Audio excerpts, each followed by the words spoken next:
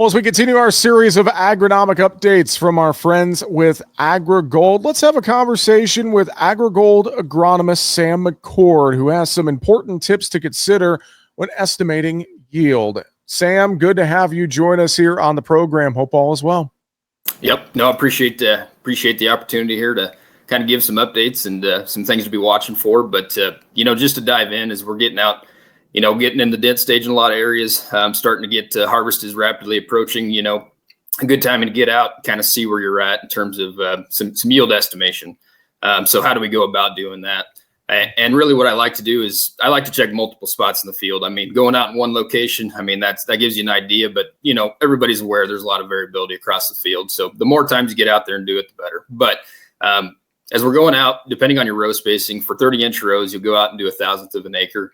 And that's going to be 17 foot, 5 inches. I like to take a tape measure with me, makes things simple. The reason we do that is trying to find our final population, where we landed after planting and where the growing season is going to end. So once we get all that information, I get out there, I'll count those plants, and then ideally you'll count at least 3 ears in that section where you're doing your estimation. More's better, just like I mentioned with the spots, but that's a good starting point. So count the kernels around the ear and then the length. And as we do that, we'll get the kernel counts, per ear. And then as you do those counts on each ear, you'll average all that together.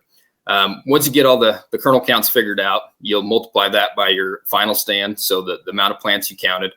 So if it's, let's say 30 plants you counted, and that's 1/1000th of an acre, you got 30,000 final plants out there for harvest that are harvestable. So take that information and multiply all that together. And then the final factor to all that is, the amount of kernels it takes to make a bushel. Now, 90,000 has been pretty common, in the industry as far as just a safe number to utilize. One thing that's changes significantly is, and varies by hybrid and growing season, weather, you name it.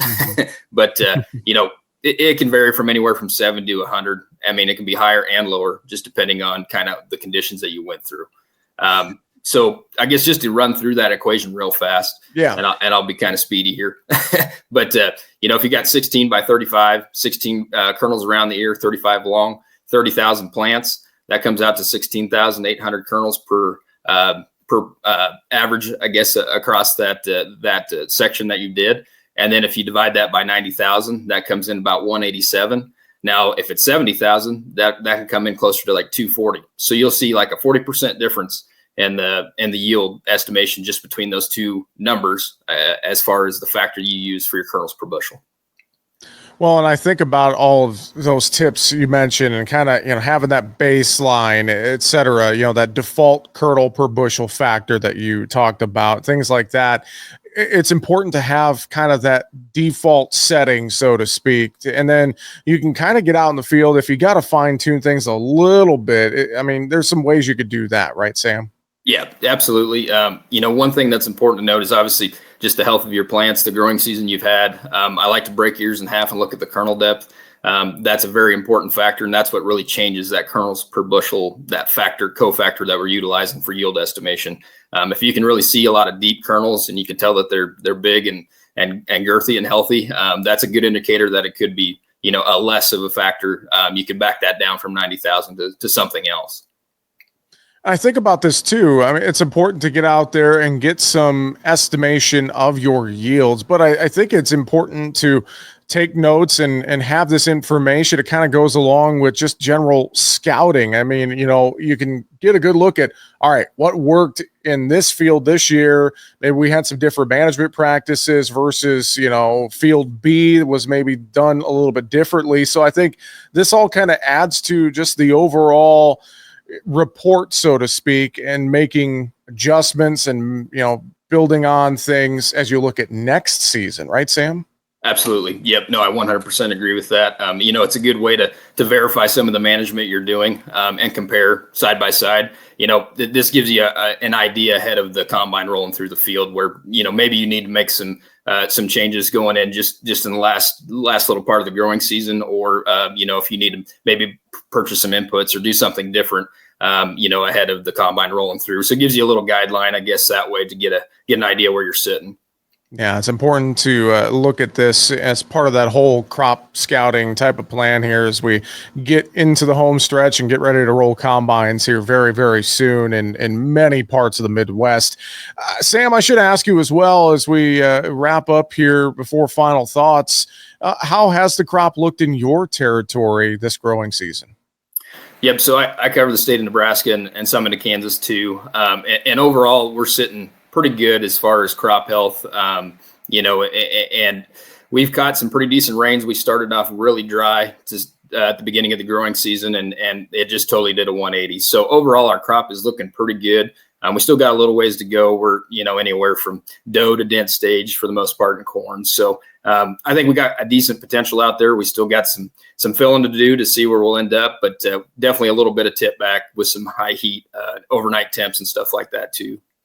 All right. Any disease, pest, weed pressures, anything like that in your area this year? Yeah, southern rust is common again this year. We had it last year too, which isn't very common for us. So I guess if nothing else, we kind of we're prepared just because it's been so recent. So that's a big factor that we're looking at and evaluating. A lot of fungicides went on, and we're still trying to manage that the best we can. In addition, tar spots moving west across to my geography where we haven't had it prior, so we're really vigilant about that. And I guess one thing that's been a positive is since everybody to the east of us has had challenges with it, but they've developed some management techniques. We've been able to at least verify and continue to manage that the best we can. Absolutely. It's something that's going to be around for a while, we think. So finding ways to manage it's going to be very, very key. Sam, as we close out, any final thoughts, anything you reiterate about some of that yield estimating or anything else you'd share with us here on the show today?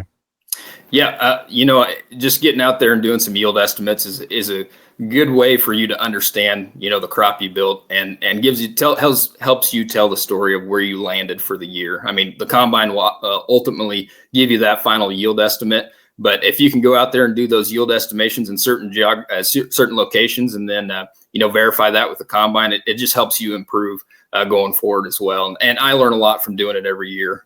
You find a lot of averages and can kind of tell a story of a growing season by doing it. Agrigold.com for more information. Sam McCord, AgriGold agronomist, thanks for joining us here on the show and telling us more. We appreciate the time. Thank you.